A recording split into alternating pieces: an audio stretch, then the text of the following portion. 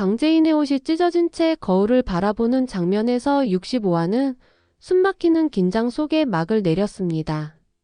이 장면은 단순한 수치심을 넘어 과거 당했던 폭력과 굴욕을 되갚는 복수의 메타포로 해석되며 강재인이 더 이상 피해자가 아닌 계산된 반격자임을 드러내는 상징적 장면이었습니다. 동시에 새우 알러지 사건과 함께 기억을 잃은 척하면서도 기억을 되살리는 복수 시퀀스가 본격화되었음을 시청자에게 명확히 전달했습니다. 강세리는 이로 인해 완전히 무너질 위기에 놓였고 황기찬 역시 흔들리는 권력 속에서 진실을 감지하기 시작했죠. 이 장면이 가진 의미를 자세히 살펴볼 텐데요. 구독과 좋아요 꾹 눌러주시면 저와 제작진에게 큰 힘이 됩니다. 그럼 등장인물들의 심리를 분석해 본다면 1. 강재인. 강재인은 현재 기억을 잃은 피해자라는 가면을 쓰고 있으나 실상은 모든 상황을 치밀하게 계산하는 복수 설계자입니다. 옷이 찢긴 사건 직후에도 당황한 척 연기했지만 이는 과거 당했던 수모를 되갚는 심리적 복수임이 분명합니다. 강재인의 행동에서 냉정한 통제력과 잃어버린 시간에 대한 보상 심리가 드러납니다. 강재인은 황기찬의 회유에도 흔들리지 않고 있으며 강세리를 자신의 손으로 끌어내리겠다는 의지가 행동으로 드러나고 있습니다. 또 도윤과의 관계에서도 단순한 사랑이 아닌 전략적 신뢰 회복이 전개되고 있습니다. 2. 강세리. 강세리는 점점 통제를 잃어가며 자멸로 향하고 있습니다. 새우 알러지 사건으로 노숙자의 분노를 샀고 옷 찢기 사건으로 강재인에게 또 한 번 밀렸습니다. 강세리는 자신이 지배하던 공간에서 강재인에게 쫓겨날 위기를 느끼며 불안정한 감정을 터뜨리고 있습니다. 하지만 여전히 교묘한 말과 협잡으로 상황을 반전시키려는 시도를 멈추지 않고 있습니다. 강세리는 강기찬의 곁에 머물기 위해 감정을 이용하고 있지만 동시에 자신에게서 멀어져가는 기찬을 바라보며 절망과 분노가 뒤섞인 상태입니다. 3. 황기찬. 황기찬은 권력과 신뢰를 모두 잃어가는 중입니다. 겉으로는 강재인을 보호하는 척하지만 내심 강재인이 기억을 되찾았다는 확신을 갖고 있습니다.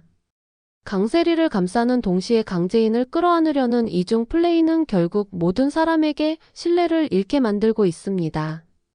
강규철 회장의 메모를 입수한 뒤부터는 불안이 극대화되었고 그 메모에 자신에게 불리한 정보가 담겨 있을 가능성의 압박을 느끼고 있습니다. 황기찬의 현재 심리는 조작된 진실이 무너지는 것을 막기 위한 최후의 권력 방어에 가깝습니다. 4. 노숙자. 노숙자는 이전보다 더 선명한 판단력으로 사건을 분석하고 있습니다. 새우 사건 이후 강세리를 철저히 의심하고 있으며 과거와 달리 강재인을 옹호하고 있습니다. 노숙자는 자신이 과거에 저지른 실수에 대한 반성과 함께 이번에는 강세리를 쫓아내는 것으로 정의를 실현하려는 듯 보입니다. 특히 강재인을 예비 며느리로 다시 받아들이려는 움직임이 감지되고 있으며 강세리에게 결정적 경고를 날릴 준비를 하고 있습니다. 5. 김도윤. 김도윤은 복직과 함께 본격적으로 황기찬과의 권력 대결에 나서고 있습니다.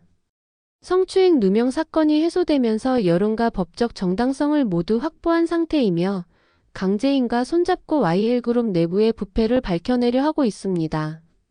도윤의 내면에는 강재인을 지키지 못했다는 죄책감과 반드시 진실을 밝히겠다는 사명감이 공존합니다. 도윤은 강세리의 추락뿐만 아니라 황기찬의 해임까지 염두에 두고 행동하고 있습니다.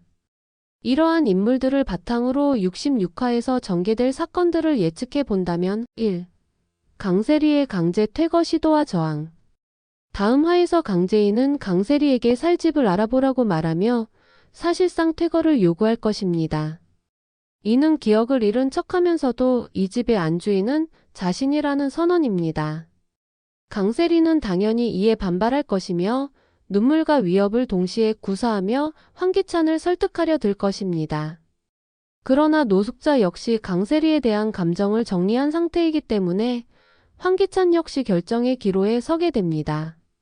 강세리는 마지막으로 강재인의 기억은 돌아왔다는 의심을 던지며 자폭적 반격을 시도할 가능성이 큽니다. 이로 인해 집안에서 큰 충돌이 벌어질 수 있습니다. 2. 도윤의 복직과 기창 견제. 김도윤은 DH그룹으로 복귀하면서 회사 내 권력 지형에 큰 변화를 일으킬 것입니다. 복직 직후 그는 성추행 누명을 씌운 자가 누구인지 파악하며 그 배우로 황기찬 혹은 강세리를 의심할 것입니다.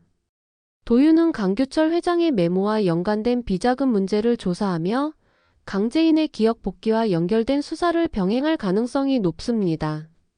이 과정에서 패트릭과의 협조, 기자회견 준비, 이사진 설득 등 여러 방면에서 황기찬을 압박하게 될 것입니다.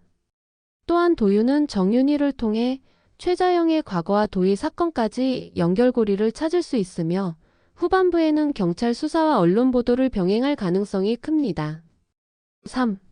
강 회장의 메모. 비자금과 출생의 비밀. 강규철 회장의 메모는 단순한 메모지가 아닌 복수서사의 전환점이 될 가능성이 큽니다.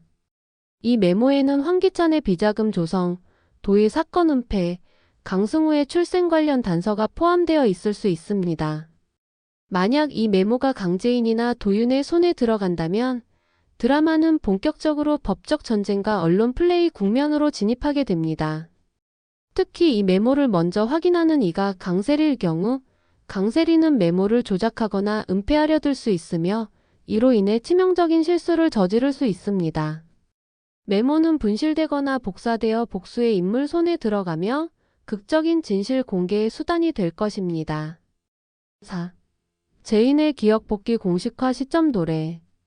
지금까지는 기억 상실 연기가 암시 수준이었지만 66화에서는 제인이 기억을 되찾았음을 공식적으로 선언하거나 세리에게 일부러 들키는 방식의 연출이 있을 수 있습니다.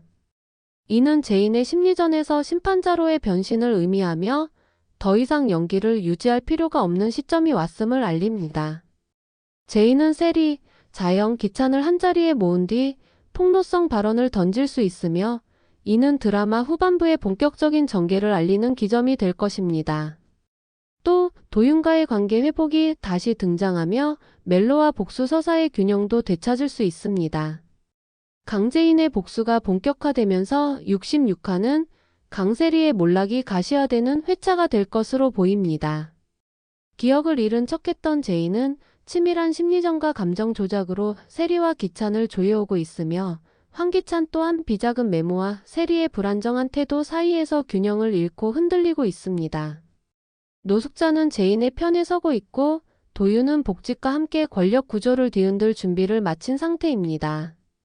특히 강규철 회장의 메모는 앞으로의 반전을 이끌 가장 강력한 트리거가 될 전망입니다. 시청자 여러분은 어떻게 생각하시나요? 강제인의 복수가 너무 빠르다고 느껴지시나요? 아니면 이제야 제대로 된 반격이 시작된 걸까요? 강세리가 과연 끝까지 살아남을 수 있을까요? 그리고 황기찬은 정말로 강제인을 사랑하고 있을까요? 아니면 또 다른 계산을 하고 있는 걸까요? 여러분의 생각을 댓글로 공유해 주세요. 가장 흥미로운 의견은 다음 리뷰에서 소개해 드릴게요. 67화에서는 강제인의 폭로, 도윤의 반격, 그리고 세리의 폭주가 정점에 도달할 가능성이 큽니다.